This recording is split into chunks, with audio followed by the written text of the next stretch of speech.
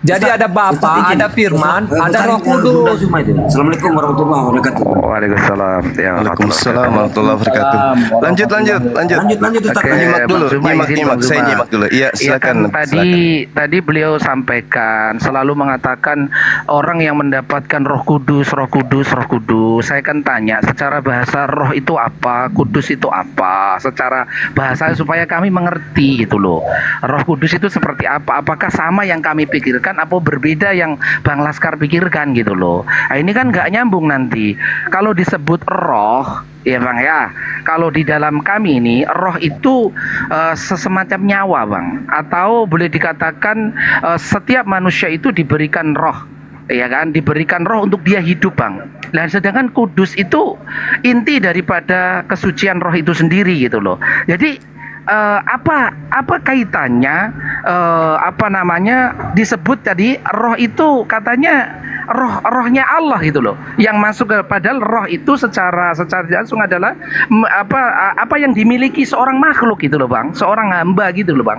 Jadi mustahil Tuhan itu memiliki roh, makanya kita luruskan dulu roh itu apa. Jangan abang gitu katakan loh. mustahil, itu sesuai dengan keimanan abang. Tapi abang nggak boleh memaksakan apa yang anda imani itu pula yang Kita kami di imani. sini Ini nggak kita akan di ketemu. sini berbicara logika bukan iman saja Bang. Kita kan bernarasi. Nggak Makanya saya selamanya katakan bang roh. logika kita yang Ah, kita gunakan dalam beriman.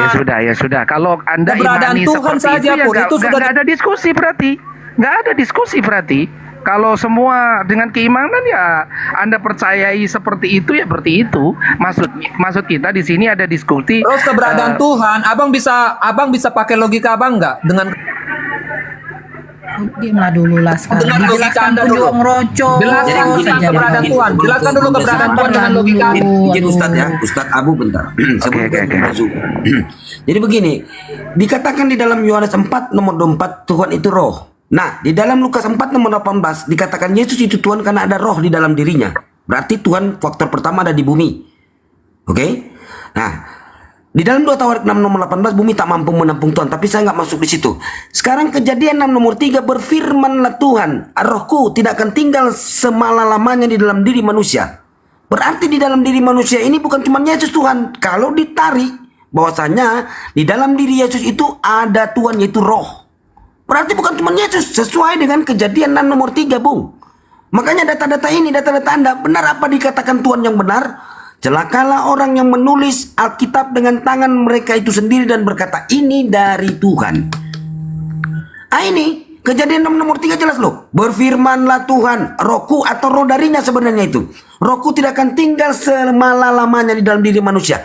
Nah kalau dikatakan roh itu yang ada di dalam diri Yesus itu Tuhan, berarti pada waktu Yesus belum ada juga banyak kali Tuhan, ribuan sampai sekarang ini pun. Kalau dikatakan Tuhan itu roh Bung, gitu poinnya. Mungkin kita lanjut kepada Guru Nazima. Saya sampai dulu ya. Roh Tuhan Diam itu dulu lah terlalu sekarang. banyak. Ih, saya dengar suaranya ini sakit kali telinga. Kau diam dulu. Saya sapa dulu. Assalamualaikum warahmatullahi wabarakatuh. Abangku Bang Zuma. Waalaikumsalam warahmatullahi wabarakatuh. Masya Allah. Para guru-guru saya yang ada di sini, Masya Allah. Waalaikumsalam. Salam kenal semuanya. Kita tanya aja dulu, kita rame-rame mendengarkan saudara kita Laskar Kristus ini, di mana dalilnya bahwa Tuhan itu adalah roh. Coba kita dengarkan dulu. Silakan Bang. Silakan Laskar, buka mic-nya Laskar. Laskar, mic-nya dibuka. Bang Santo sebelum ke Laskar ini si Tiron dengan Bang Leor. Leor ini Kristen apa Islam? Biar tahu kian kan? Santo sebelum ke Laskar ini. Aduh. Islam saya turun ini biar slotnya ada Oh ya selanjutnya. Islam. Ya, Bang Leor Kristen apa Islam, Bang? Leor. Assalamualaikum. Ya Assalamualaikum warahmatullahi waalaikumsalam. wabarakatuh. Bang Leor ini Islam apa Kristen? Kalau nggak apa nanti saya turunkan juga ya. Ya silakan lanjut Laskar. Dari tadi congor kau tuh terus. Oke, saya bacakan. Kakak juga nggak bisa jawab, makanya bapak kakak bilang banyak Ya cowok diam nggak lah bisa kau. jawab. Aku yang Yohanes nggak nyampe. 4 kali Jawab ya. aja lah kau. Nah, bentar ya. Ya Yohanes 4:24 situ Guru. Iya, coba. Silakan Bang, silakan. Ya, kita mulai dari kitab Kejadian. Oke. Kejadian 1 ayat kedua ini Dua. pembuktian bahwa Allah itu adalah roh. Bumi belum berbentuk dan kosong, gelap gulita menutupi samudera raya dan roh Allah melayang-layang di atas permukaan Oke. air. Kemudian di Oke. 1 Yohanes. Itu aja 1 dulu, itu Yohanes aja 4 dulu, ayat Bang. 2. Itu aja dulu, Bang. Iya, Saya bantah dulu. satu lagi saja. Demikianlah kita mengenal roh Allah. Setiap roh yang mengaku bahwa Yesus Kristus telah datang sebagai manusia berasal dari Allah. Oke. Satu aja dulu ya. Ya teman-teman kita saksikan ya. Kejadian 1 nomor 2. Di situ bahasa Ibraninya adalah Ruah Elohim yang diterjemahkan kemudian Roh Allah kan gitu ya. Jadi di situ diceritakan bumi belum berbentuk dan kosong, gelap gulita menutupi samudra. Ruah Elohim, Roh Allah melayang-layang katanya. Jadi di sini dikatakan bahwa dimaknai bahwa Allah itu adalah roh. Padahal di sini menjelaskan bahwa Ruah Elohim artinya udara atau oksigen. Oksigen milik kepunyaan Allah itu kemudian melayang di atas permukaan air. Nah, mana buktinya? Kita lihat di dalam kitab Ayub 27. Ayub 27 itu sama. Di sana dikatakan juga Ruah Elohim. Nah, kenapa dikatakan Ruah Elohim? Karena Ruah Elohim itu memang identik dengan itu adalah angin atau udara.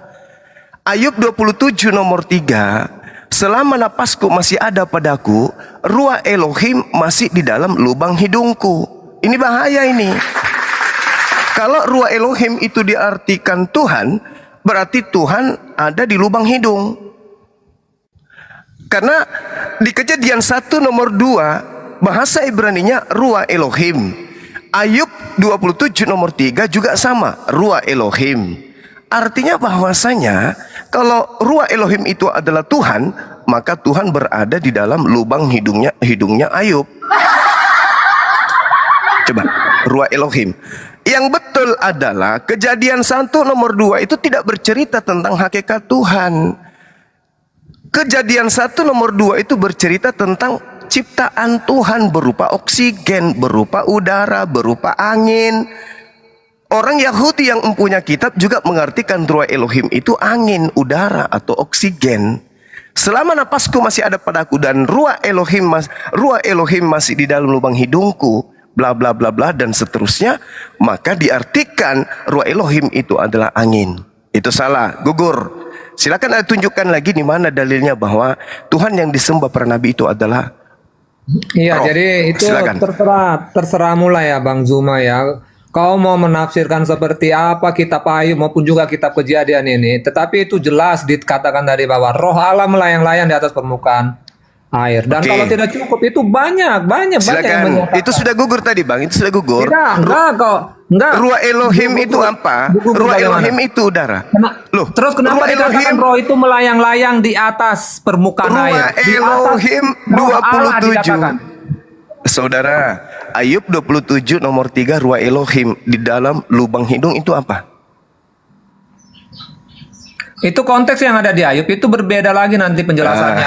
Dengan kitab yang di Kenapa Kejadian. bisa berbeda?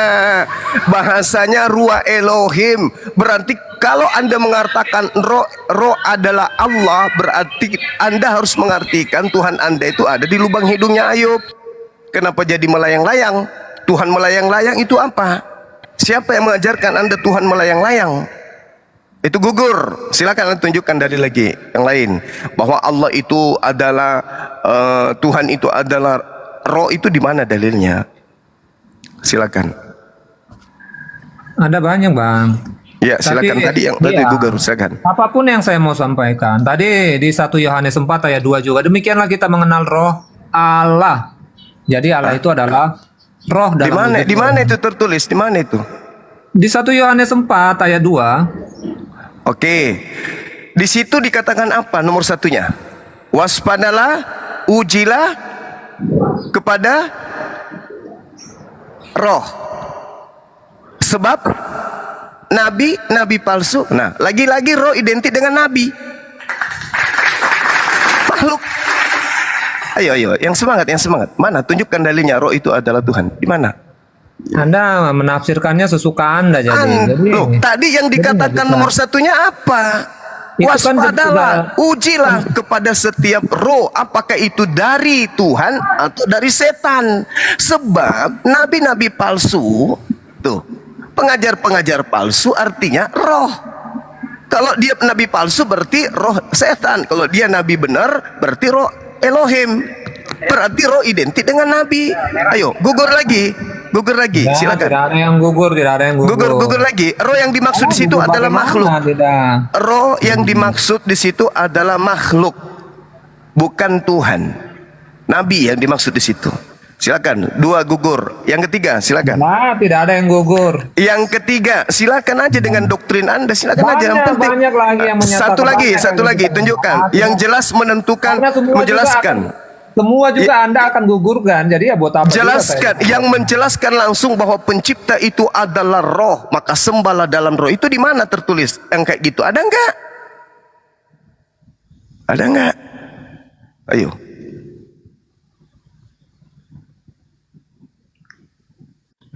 Kalau data yang jelas itu seperti misalnya Yesaya 26 nomor 4, sebab Tuhan Elohim adalah gunung batu yang kekal. Nah itu bisa Anda jadikan sebagai dasar.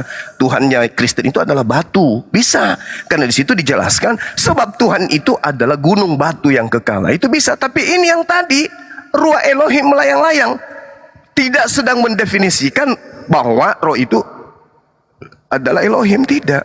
Gugur.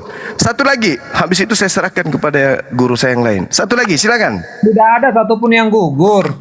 Cuman Iya, silakan dengan otak Anda, silakan. Saya hargai itu doktrin Ya, Anda, saya juga silakan. menghargai seperti apapun Anda. Makanya saya minta satu data lagi, silakan. Biar kutunjukkan bahwa yang Anda sembah itu adalah hantu, silakan. Saya mau kasih tunjuk juga, Anda kan akan menyangkalnya. Saya akan tunjukkan bahwa yang Anda sembah itu hantu, setan, iblis dengan dalil. Kristen menyembah setan. Saya akan tunjukkan dalilnya. Oke, Biar gantian. disaksikan banyak orang. Saya Oke, buktikan gantian, kalau gitu. ya. Saya buktikan ya. Coba Anda lihat di dalam kitab Tunggu saudara. dulu, Bang, gantian Sabar, dulu. sabar, Tadi sabar, sabar dulu. Anda tadi Sabar mengatakan dulu. bahwa yang kami sembah itu adalah setan dan hantu. Karena Makanya itu- saya buktikan.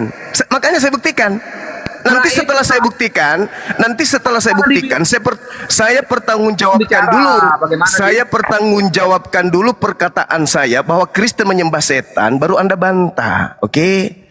Kita lihat di dalam Yohanes 4 nomor 24. Di dalam Lukas 24 nomor 37. Mereka terkejut dan takut dan menyangka bahwa mereka melihat hantu. Hantu di situ bahasa Yunaninya adalah pneuma. Oke? Jadi dikatakan di sana bahwa mereka terkejut sebab mengira melihat hantu. Nah, kita lihat di dalam bahasa Ibrani, bahasa Yunani, bahwasanya yang disebut hantu di sana adalah pneuma. Kalau kita berbicara mengenai pneuma, berarti kita berbicara mengenai apa yang disembah oleh saudara-saudara Kristen. Dikatakan begini, sukaristakan kai popitikan kenopisan oti editan eina pneuma.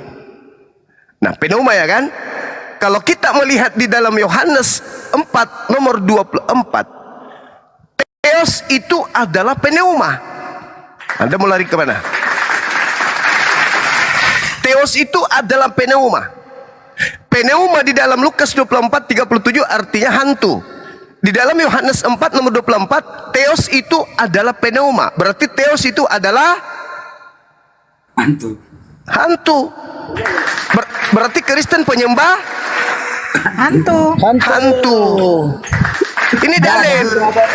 Sudah saya tanggapi. Ya, silakan. Ini Oke. dalil.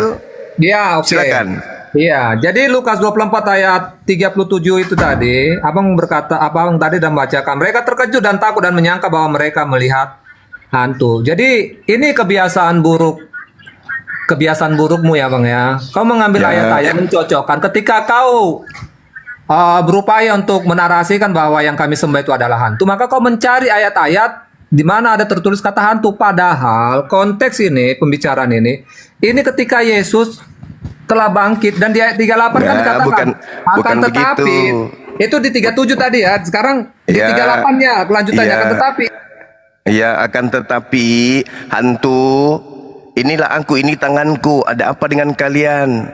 Sentuhlah aku, rabalah aku, sebab hantu tidak berdaging, tidak bertulang kan? Udah Iya, dia tahu itu. menunjukkan kan? Dia kan menunjukkan bahwa dia bukan Iya, hantu. bukan Jadi itu kenapa yang Abang jadi bilang kami menyembah permasalahan. hantu? Kan sudah Bukan ada ayat itu yang jadi penjelasannya. permasalahan. Sekarang Anda baca Yohanes 2 nomor 24. Baca. Itu karena mereka ketakutan. ayat Baca 7. dulu Yohanes 4 nomor 24. Baca dulu baru Anda sanggah. Baca dulu. Baca. Oteos enai pneuma. Bukan hantu itu ada di Saya ulang, oteos enai pneuma. Kai opoyos ton, lapuk pretai ton, lapre me peima kai ai bahasa Indonesia leteai. saja bang, ada bahasa Indonesianya, ngapain bang pakai bahasa-bahasa yang aneh yang Iya, supaya lain-lain? Anda itu Di tidak Yohanes berapa? Yohanes disesatkan. Kalau selama ini Anda menyembah setan, lucu ente itu. Kitab Anda itu bahasa Yunani. Anda sok Di pintar dalam saja, Anda Yunani. menunjukkan Anda sok pintar Yunani. Itu yang betul. Bukan. Pendetamu lebih pintar Yunani, tapi dalam hati. Di dalam kitab Anda, Yohanes 4 nomor 24 jelas sekali. Theos itu adalah hantu. Gimana sih? Terus korelasinya dengan ayat tadi apa? Lah, Yesus dikira hantu. Dikira hantu, tetapi Iya. ayat berikut menjelaskan bahwa dia hidup, dia bukan hantu, makanya mereka sentuh. Oh iya, Bukan dia bukan itu hantu. yang jadi permasalahan, yang Kok jadi bukan itu permasalahannya. Yang Anda jadi permasalahan. Inilah kalau hanya mencoba- inilah kalau otak orang tidak disunat, otaknya tertutup sama kulup. Bung, hantu di sana original teksnya adalah pneuma. Pneuma artinya hantu atau roh halus. Ngerti enggak sampai situ? Bukan masalah Yesusnya.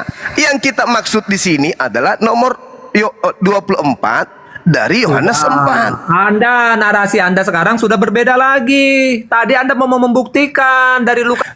Saya buktikan Tuhan Anda hantu. Apa sih orang ini? Anda bernarasi bahwa kami menyembah hantu dengan membawa Lukas. Kemudian saya Oke. sampaikanlah ayat berikut. Coba kau pasang kupingmu. Coba pasang kupingmu dulu. Jangan cuman apa lebih besar mulutmu daripada kuping. Dengarkan kupingmu baik-baik ya. Di dalam Lukas 24 nomor 37. Ya, saya pelan-pelan. Di dalam Lukas 24 nomor 37, Yesus di sana disangka pneuma. Yesusnya oleh murid-muridnya dikira pneuma. Pneuma itu artinya hantu. Murid-murid menyangka Yesus itu pneuma. Itu. Nah, berarti Yesus dikira hantu, pneuma. Sedangkan di dalam Yohanes 4 nomor 24, sembahanmu disebut pneuma. Theos itu adalah pneuma. Apa itu artinya? Theos itu adalah hantu. Kok nggak ngerti? Yesus dikira hantu. Memang bukan hantu. Berarti pneuma artinya hantu. Kalau begitu, Theos adalah pneuma sama dengan Theos adalah hantu. Sedangkan Itu kan kamu hanya persamaan kata hantu dan roh di dalam Alkitab itu mereka samakan. Tetapi jangan Anda mengatakan hantu itu maknanya adalah roh-roh yang jahat. Karena kan kalau kita lucu ente itu. kalau kita mengatakan berarti hantu, Anda sudah itu kan mendekati. kesannya kan roh jahat. Berarti Anda sudah mendekati paham ya. Jadi Anda sudah paham bahwasanya pneuma itu artinya Yang hantu. awalnya menggiringnya ke situ, tetapi yang dimaksud oke. dalam Alkitab, Oke, baik bagus. penggunaan kata roh maupun Bagus. Berarti Anda sudah itu roh-roh jahat sudah yang dimaksud hampir. seperti itu. Berarti Anda Karena sudah itu Anda membawa Berarti Anda sudah hampir sampai kepada poin kebenaran. Anda sedikit lagi waras, oke? Saya sudah tahu cara berpikir Anda. Anda sudah sedikit lagi waras berarti kalau begitu. Artinya Anda sudah ada peningkatan ya. Anda sudah masuk kepada level sedikit meninggalkan kegilaan selama ini menyembah hantu. Sudah bisa gantian nanya, bertanya nggak? Sabar dulu. Jadi jelas Oke. ya. Jadi jelas ya silakan. bahwa pneuma mau Anda bolak-balik, mau Anda lilit lidah Anda sampai ke neraka atau Anda lilit sampai 2 hari sebelum kiamat. Pneuma artinya hantu atau makhluk halus. Tidak pernah Tuhan itu hantu, tidak pernah Tuhan itu roh, tidak pernah itu Tuhan makhluk halus. Yang kamu sembah jelas-jelas tertulis pneuma. Berarti Kristen penyembah pneuma sama dengan Kristen penyembah makhluk halus. Paham sampai sana? Udah? Sudah paham bahwa kamu itu penyembah makhluk halus? Kami menyembah roh seperti apa yang Iya, roh Anda itu apa? tulis dalam Yohanes Roh 4. itu apa? Roh itu dalam bahasa Yunani. Dengar dulu, Roh nanti, itu Bang. dalam bahasa Yohanes Yunani 4. apa? Yohanes 4 ayat Roh dalam 24, bahasa Yunani Allah itu apa? roh. Allah itu roh. Ya, roh Tetapi- dalam bahasa Yunaninya apa? Bahasa Yunani roh apa? Nggak ada kaitannya itu dengan dalam bahasa Yunani yang kan? Saya tanya, kitabmu itu dari bahasa Yunani. Jangan Anda lupa ingatan. Karena memang orang-orang Roma Yunani penyembah roh-roh. Kau jangan lari dari asal usulmu. Jangan lupa cangkang kamu. Ya, kulitmu itu dari Roma. Sekarang kalau di dalam kitabmu sudah mengatakan Tuhanmu adalah roh, jangan kau nangis. Sekarang pertanyaan saya sederhana. Roh dalam bahasa Yunani pneuma. Pneuma artinya apa? Makhluk halus. Oke? Berarti selama ini kamu menyembah makhluk. Makhluk halus. Makhluk halus itu ada Sinonim malaikat. daripada roh Ada- itu adalah makhluk halus. Ah, Tetapi bagus. Anda jangan Pintar. Jangan- Tuhan Anda kan roh. maupun roh itu menjadi Roh. makna yang tidak baik, makna negatif, bukan seperti Oke, itu. oke. Anda Sekarang jangan saya menggiring tanya. makna roh, Sekarang, makhluk halus sekarang itu sebagai roh-roh jahat, nggak bisa seperti itu. coba kamu definisikan roh adalah. Saya mau definisikan pun juga Anda nanti juga akan punya definisi sendiri sesuka Enggak. Anda. Jangan pakai jurus pendeta kalau ditanya. Oh, bukan Jawab yang aja. penting. Roh adalah. Nggak ada penting itu. Sekarang yang saya tanya sudah bisa nggak gantian bertanya? Saya sudah Roh adalah kesimpulan kan? Roh adalah kesimpulannya adalah roh adalah bla bla bla. Silakan. Habis itu Anda bertanya 1000 pertanyaan. Silakan.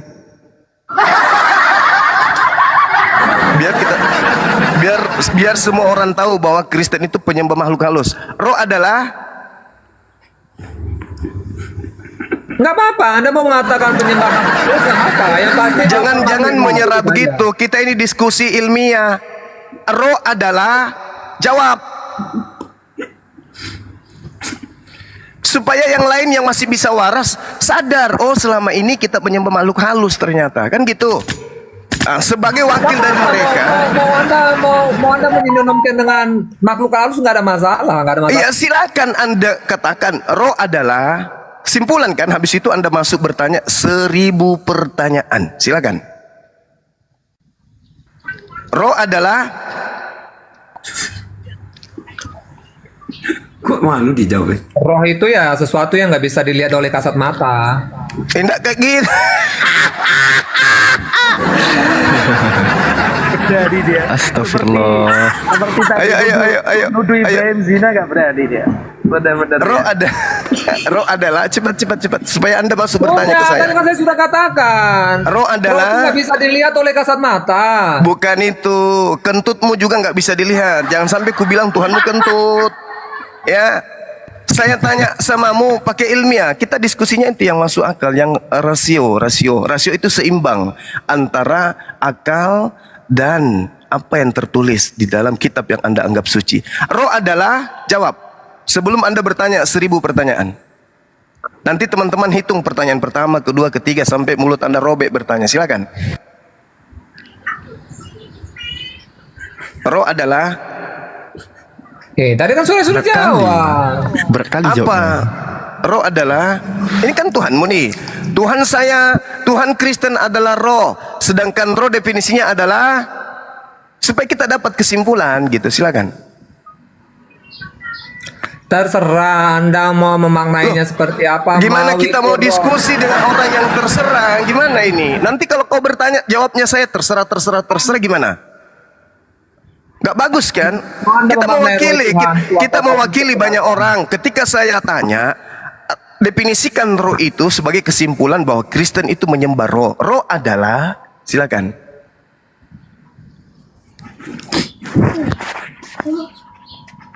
Miau.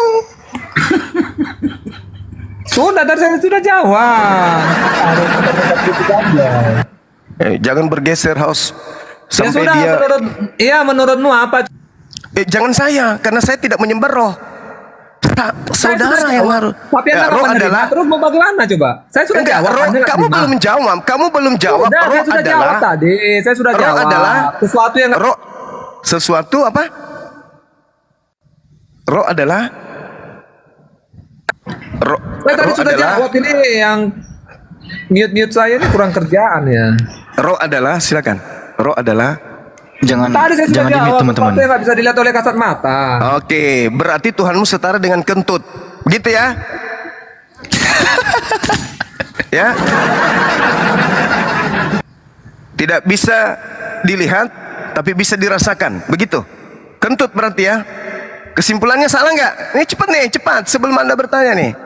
Tuhanmu, saya nggak katakan karena Tuhannya masih Kristen. bertanya. Tuhannya Dan tadi Laskar Anda Kristen berkomentar. setara dengan kentut. Betul? Tadi sudah bisa ganti tanya nggak? Ya kesimpulannya dulu. Kesimpulan dulu. Habis itu Anda puas bertanya sampai sore. Kebetulan waktu saya masih ada 5 menit. Gimana? Masya Allah. Assalamualaikum guru-guru Alfi semua. Waalaikumsalam warahmatullahi wabarakatuh. Jadi teman-teman sekalian yang Kristen, yang selama ini takut masuk Islam karena takut sama keluarga, hari ini kita saksikan dari saudara kita Laskar Kristus, dia telah menyatakan bahwa Tuhannya itu adalah sesuatu yang halus, yang tidak bisa dilihat oleh panca indera manusia, yang ya mungkin levelnya seperti kentut, angin, setan, jin, ifrit, padale, dan seterusnya. Ya itu kesimpulannya. Iya, ifrit. Ya. Hantu, itu Tuhannya itu setara, itu sehakikat dengan itu. Itu kesimpulannya. Mau dia terima ataupun tidak, ya mudah-mudahan hal ini bisa mengantarkannya kepada hidayah. Amin. Oke, silakan. Pertanyaan Silakan. pertama. Pertanyaan pertama. 1000 ya. Oke, Siapa sekarang pertanyaannya saya 1000? Bang ya, Bang Zuma. Iya, silakan. Ya. Tadi ini belum ada teman-teman yang di sini tadi belum bisa jawab. Saya mengulangi saja. Tadi ada Iya, narasi betul. mengatakan bahwa Alkitab, kitab kami itu adalah tulisan-tulisan yang sudah ditambah, terlebih Taurat yang sudah ditambah-tambah dikurang-kurangi. Jadi katanya bahwa Al-Quran dia hadir sebagai kitab yang sempurna, ya toh? Iya. Oke, kemudian dalam logika saya bukan mau bertanya untuk menentang kebenaran yang dari apapun yang kalian mau katakan, bukan. Cuman ini dalam logika saya, katanya kan sudah lebih sempurna. Berarti kan kalau lebih sempurna penjelasan, keterangan di dalamnya harus lengkap. Makanya tadi saya katakan, kalau di Iya. kitab Anda, baik di dalam kitab orang Yahudi itu juga yang kami pakai ya dalam perjanjian lama, Taurat. Kemudian kitab para nabi, Yesaya, Yeremia dan lainnya itu kan kami gunakan juga. Iya. Itu kan ada dituliskan. Pertama, ada beberapa tokoh yang ada ditulis di Al-Quran, ada juga ditulis di dalam Alkitab. Begitu juga dalam kitab yang digunakan oleh orang-orang Yahudi. Pertama, contohnya tokoh yang pertama sekali manusia, Adam. Di Alkitab dituliskan nama istrinya, namanya Hawa. Orang Abang juga percaya ya, manusia pertama Adam dan Hawa. Terus di kitab Iya. orang Abang ada enggak ditulis Hawa? Itu yang pertama. Yang kedua, kita ambil Abraham. Ya, ini tokoh yang kedua ya, bapak segala bangsa. Abraham. Kalau di Alkitab dituliskan, berikanlah anakmu yang tunggal Ishak untuk dikurbankan. Ada ditulis. Kalau di Abang ada enggak? Siapa yang dikurbankan? Itu yang kedua. Yang ketiga, ini kita kan mau mencari tahu kesempurnaan kita. Karena tadi teman Abang yang mengatakan kitab mereka yang sempurna, kitab kami sudah dirubah-rubah, katanya seperti itu. Kemudian yang ketiga, tokoh legendaris yang ketiga itu ya adalah Yesus. Yang disalib itu namanya Yesus.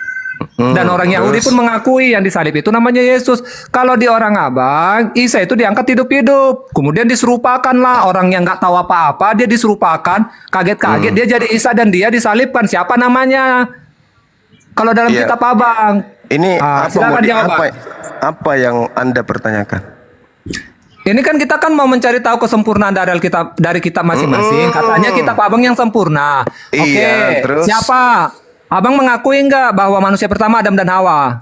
Iya, Adam dan Hawa. Oke, Terus di kitab Abang di mana dia ada ditulis Hawa? Silakan ditambahkan ilmu saya. baik. Jadi kalau berbicara mengenai kesempurnaan Al-Quran, itu tidak bercerita tentang data-data daripada sensus penduduk. Tidak Saya bercerita bukan berbicara sensus penduduk, saya bicara manusia pertama. Jangan Bang. Ini penting loh, dipotong, jangan pokoknya. dipotong. inilah Jawaban. inilah kemudian kalau orang berdiskusi membahas Islam tapi hanya modal mulut. Oke, Lanjut, Bang, mari silakan. Ya, hanya modal mulut. Yang disempurnakan Al-Quran itu bukan nama-nama. Nanti kau tanya siapa nama istrinya Kain, Habil, anaknya, dan seterusnya.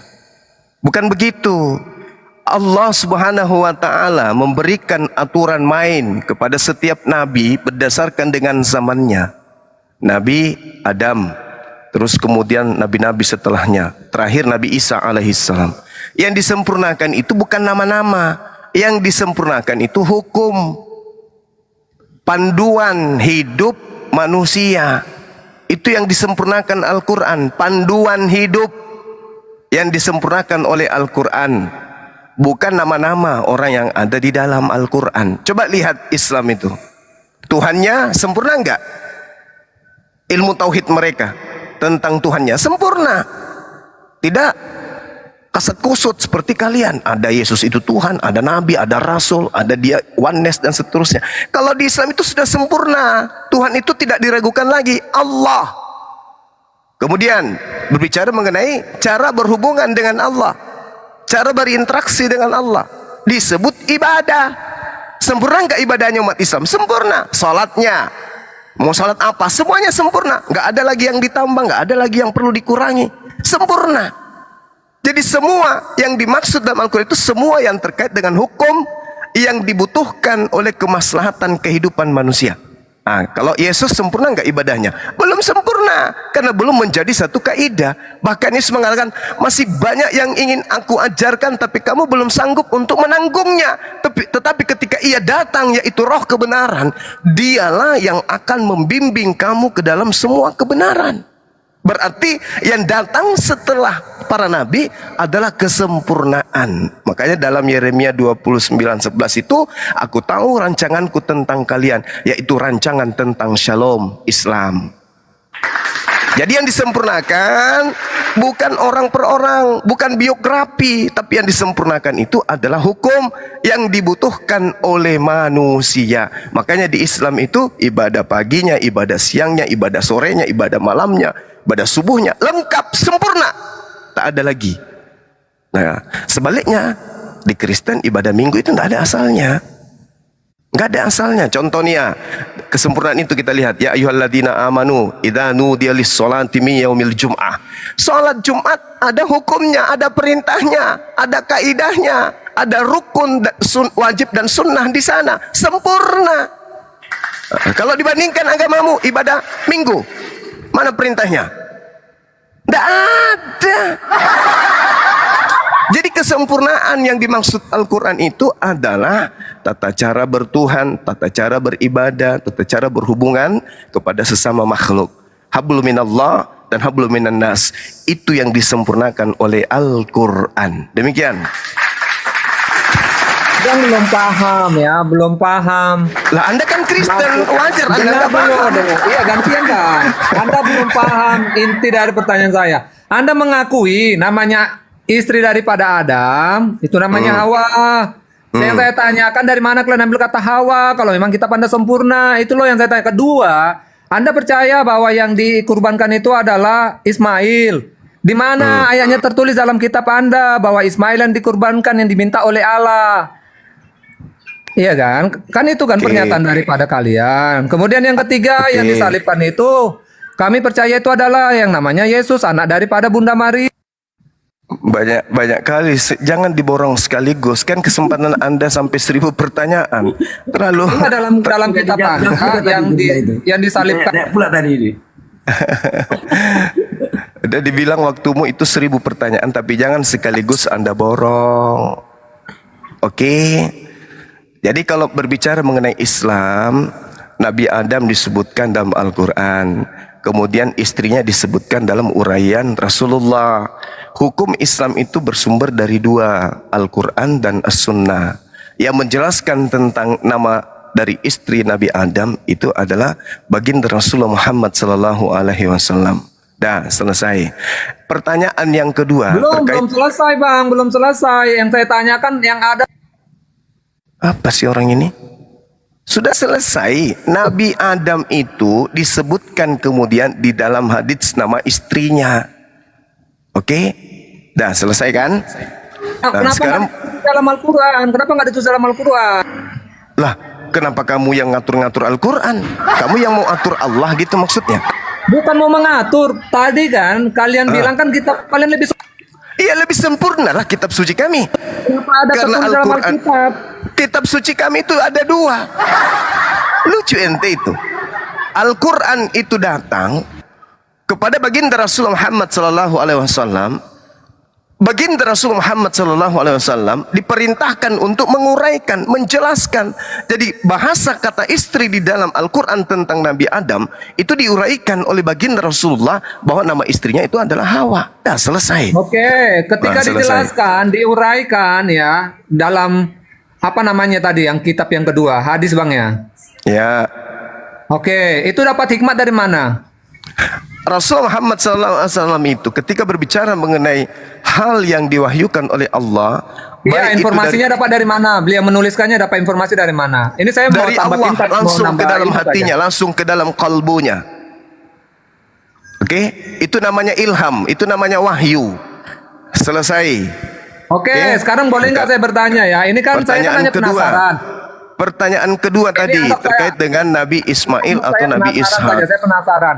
Kenapa harus singgah-singgah dalam hatinya Nabi Abang? Kok nggak langsung dituliskan saja? Ini logika saya Bang ya, sebagai manusia biasa. Kenapa harus singgah-singgah dulu melalui nabinya Abang disampaikan, kemudian Ya, itu dituliskan dalam tugasnya kitab beliau.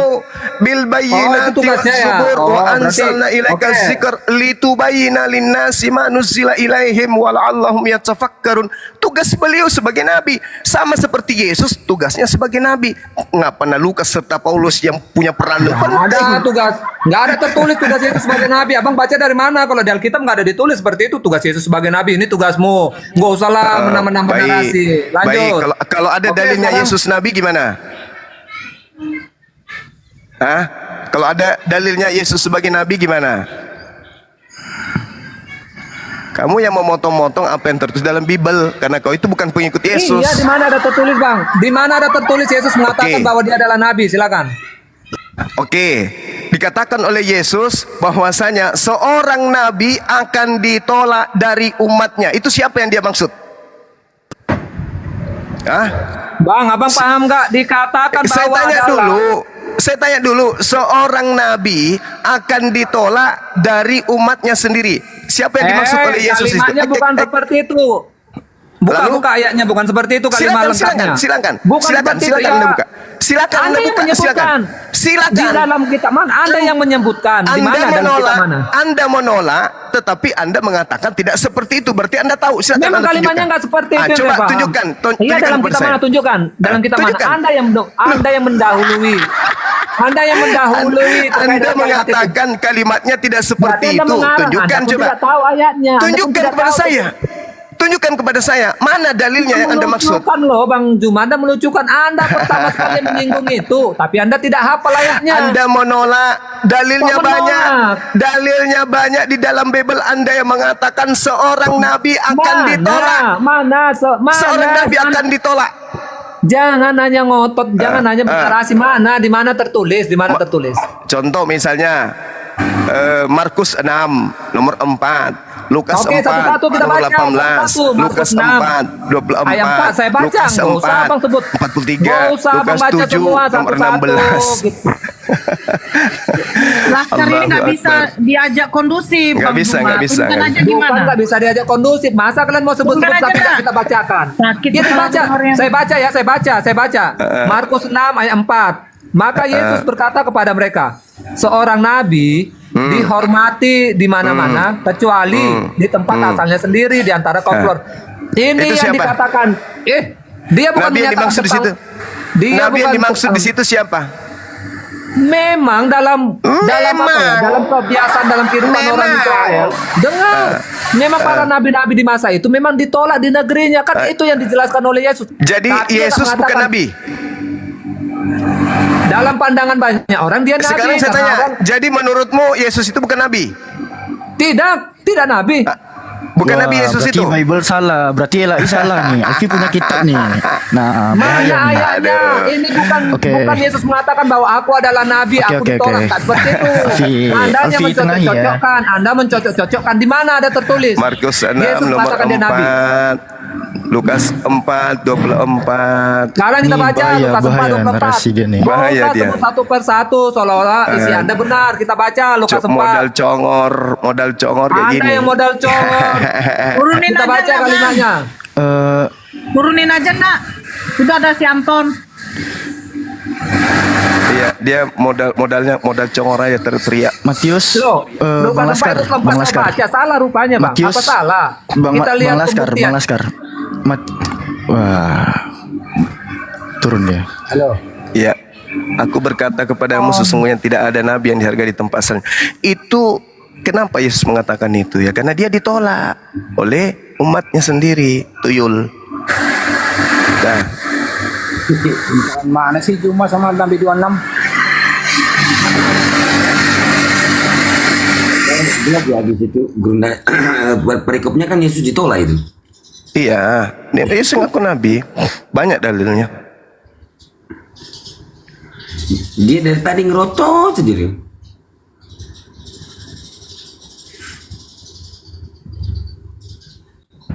Oke, ada lagi yang lain silakan. Ada yang mau menambahkan narasinya silakan.